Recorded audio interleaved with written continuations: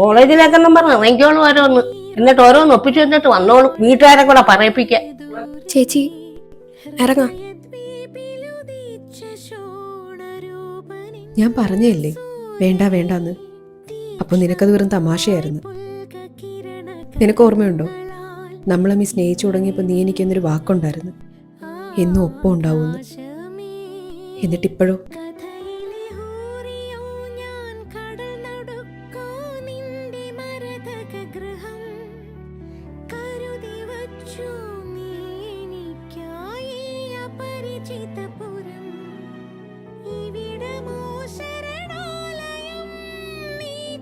Neenu